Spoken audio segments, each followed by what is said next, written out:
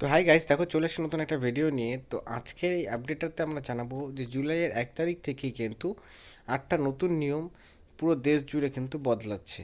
এবং এর মধ্যে সাধারণ মানুষের জন্য অনেকগুলো নিয়ম রয়েছে, যে নিয়মগুলো অবশ্যই কিন্তু জানা দরকার যে কোন কোন নিয়মগুলো পরিবর্তন হতে চলেছে। কারণ যে নিয়মগুলো পরিবর্তন হতে চলেছে বা যে 8টা নতুন নিয়ম আসতে চলেছে, সেই নিয়মগুলো কিন্তু প্রত্যেকটি সাধারণ মানুষকে জানাটা অবশ্যই দরকার।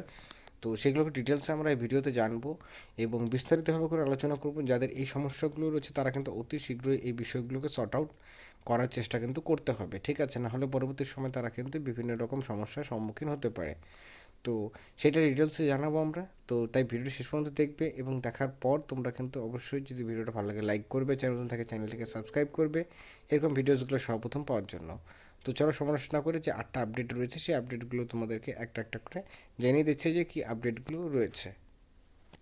প্রথমত যে আপডেটটি রয়েছে সেটি হচ্ছে ব্যাংক রিলেটেড। তো ব্যাংক রিলেটেড হচ্ছে আপডেট, যেটা সেটা হচ্ছে যে যে কোনো ব্যাংকে যদি কারো ব্যাংকের অ্যাকাউন্ট, ঠিক আছে, 1 থেকে 1.5 বছর বা 2 বছর হয়ে গেছে, কোনো রকম ট্রানজ্যাকশন করা হয়নি, ঠিক আছে, তাহলে পরে সেই ব্যাংকের বই কিন্তু সরাসরিভাবে করে ব্যাংক বন্ধ করে দিবে। এ নিয়ে কিন্তু প্রত্যেকটা যে ইউজার রয়েছে সকলের কিন্তু মোবাইলে এসএমএস যাচ্ছে যে যদি ব্যাংকের বই থাকে এবং 1 থেকে 2 বছর হয়ে গেছে, কোনো রকম ট্রানজ্যাকশন করা হয়নি, তাহলে সেই ক্ষেত্রে কিন্তু বইটা সরাসরি বন্ধ হয়ে যাবে। তো এটা বের থেকে কীভাবে করে বাঁচা যাবে? তো তার জন্য কী করতে হবে? তোমাদের Aadhaar card, PAN card, voter card এবং সাথে ফর্ম, মানে কেওয়াইসি তোমাদের করতে কিন্তু হবে, ঠিক আছে?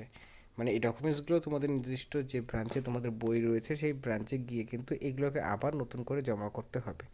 আদারওয়াইজ কিন্তু তোমাদের ব্যাংকের বইগুলো রয়েছে যেগুলো, সেগুলো কিন্তু সরাসরিভাবে করে বন্ধ হয়ে যাবে। এটা কিন্তু গাইডলাইন্স ব্যাংকের তরফ থেকে দেওয়া হয়েছে। তো এটা একটা প্রথম নিয়ম, যেটা জুনের 30 তারিখ কিন্তু লাস্ট ডেট, ঠিক আছে? তো তার মধ্যে কিন্তু এই চেঞ্জেসগুলোকে তোমাদের যেগুলো রয়েছে কেওয়াইসিটা কিন্তু করে নিতে হবে, না হলে পরে কিন্তু পরবর্তী সময় সমস্যার সম্মুখীন হতে হবে, ঠিক আছে? তো প্রথম নিয়ম ছিল এটা। দ্বিতীয়টি হলো যেটা হচ্ছে যে আধার কার্ড। আধার কার্ডের মধ্যে যে অ্যাড্রেস আপডেটটা, ঠিক আছে, যেটা ফ্রি অফ কস্ট, সেটা কিন্তু তোমাদের করতে হবে। নিজস্ব আধার কার্ডের যে অফিসিয়াল পোর্টাল রয়েছে, ইউ ইউডিআই, ঠিক আছে, UDI.gov.in, তো সেই পোর্টালে গেলে পর তোমরা কিন্তু সেখান থেকে তোমাদের যে অ্যাড্রেস আপডেটটি রয়েছে সেই আপডেটগুলো কিন্তু তোমরা করে নিতে পারো।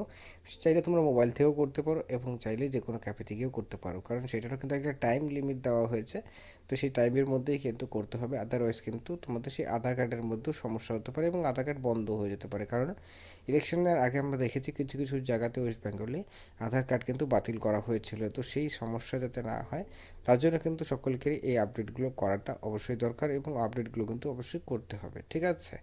আর থার্ড যে আপডেটটি রয়েছে সেই আপডেটটা তোমাদের জানিয়ে দিচ্ছি যে আরও কিন্তু 50,000, ঠিক আছে, বার্ধক্য ভাতা দেওয়া হবে নতুন করে। মানে এখন যে যতজন বার্ধক্য ভাতা পাচ্ছে, আমরা জানি দুয়ারে সরকার চালু হওয়ার পর কিন্তু অনেকেই বার্ধক্য ভাতা, যেটা আগে পেতেন না, তারা কিন্তু এখন পাচ্ছেন। তো সেক্ষেত্রে আরও 50,000 কিন্তু নতুন করে দেওয়া হবে, এই নিয়ে ঘোষণা কিন্তু মুখ্যমন্ত্রী দ্বারা করা হয়েছে। আর আরেকটা যে বিষয়টা থাকলো সেটা হচ্ছে তোমাদের ঘর নিয়ে।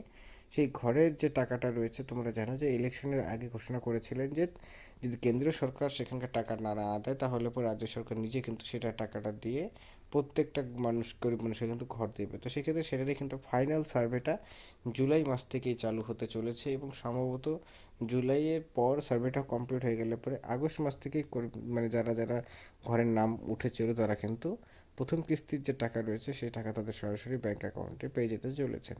তো আশা করি বুঝতে পারলে। তো এই আপডেটগুলোই ছিল আজকে। তো যদি ভিডিওটা ভালো লাগে লাইক করবে, চ্যানেল থেকে চ্যানেলটিকে সাবস্ক্রাইব করবে। So thanks for watching my video.